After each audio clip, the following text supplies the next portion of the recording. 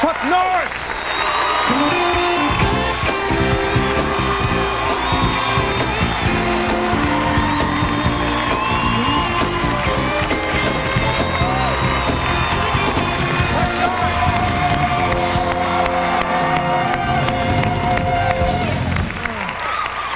Yes.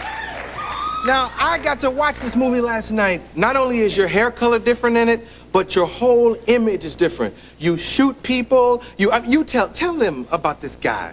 Well, he's a guy that lives on the edge. You know, a guy whose life is in jeopardy every day because he's very, very deep cover. And the only thing that brings him out of this is his relationship with a young boy, and which a boy who is living in a black boy who's living in a middle-class neighborhood whose mother's working 3 jobs to keep him in this area.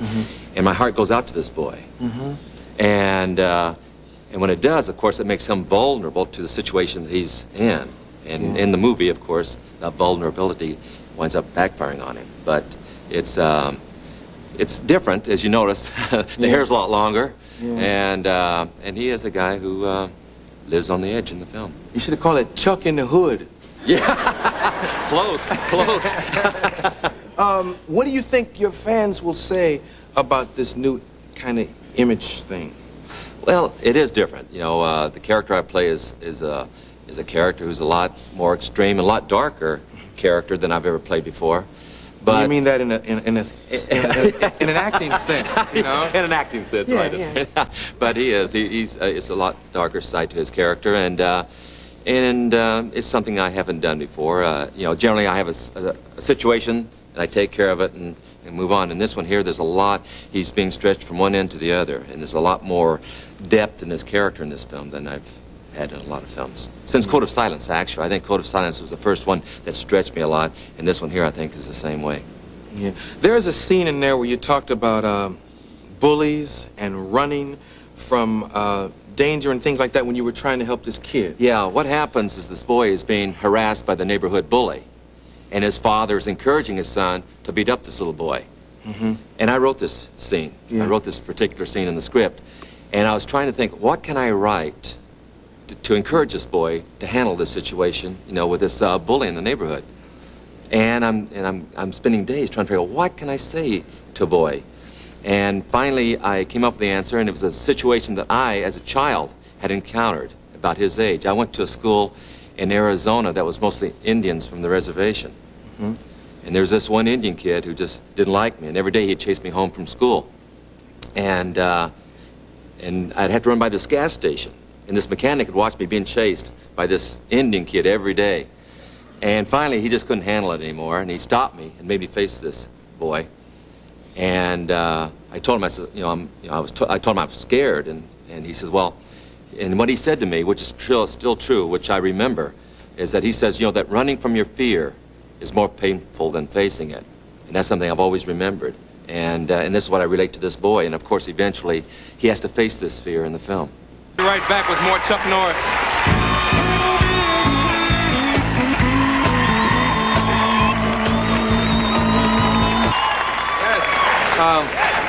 Oh boy! What a great audience. Yeah. I didn't get the Jeopardy crowd tonight. This is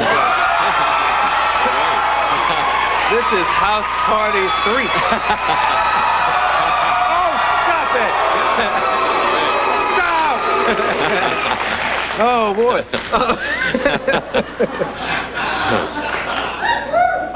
Have you know hockey players lose teeth? You ever lose like a toe or something? What's the worst thing that ever happened to you fighting? Well, I got all my teeth loosened. These are all caps because I got kicked in the face and loosened all my teeth, and these two turned dark, and I had to put caps in my teeth. Yeah. That was the worst. What did who teeth have? I plant flowers every day at his No, I've had my shoulder broken and a few toes and stuff like that, but the kick in the face was the worst. Yeah. Didn't somebody who actually did something and lived, the guy, Oh, I mean... Your speech guy. Oh, no, when I first got into films, you know, I knew nothing about acting. And I had like 4 months of acting classes from Estelle Harmon's on my GI Bill, and that ran out, so I had no money to take acting classes. And so I finally convinced a producer to do my first film, Good Guys Wear Black.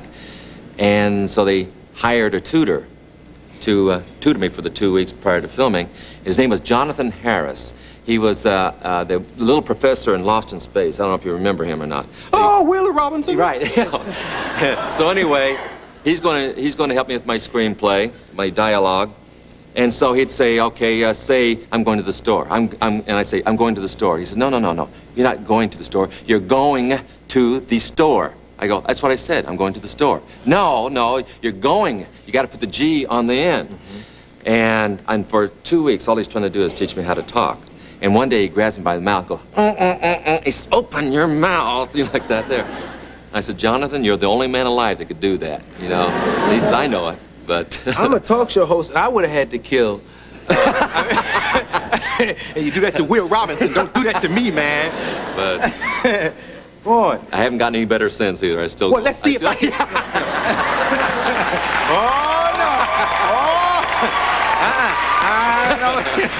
I don't think so. The rat thing. What was the movie where? This might not even be real, but. Missing in Action. Oh, I did a movie called Missing in Action 2 where I was a prisoner of war. Right. And there was a scene where I'm being tortured, and they're going to hang me up by my ankles, and stick a rat in a sack and hang it over my head. But it was a fake rat. Tell me it was a fake rat, please. No, it wasn't. I hate rats. Yeah, Man. I do too. No, I was way down. I was in St. Kitts, Caribbean, and of course, being an actor, I assume all this is being taken care of.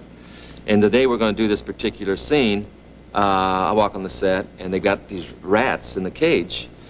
And I said, well, where's the fake rat I'm going to stick in my mouth? They go, I don't know, And I go, well, what do you expect me to do? You expect me to stick a real one in my mouth? We said, well, we don't know.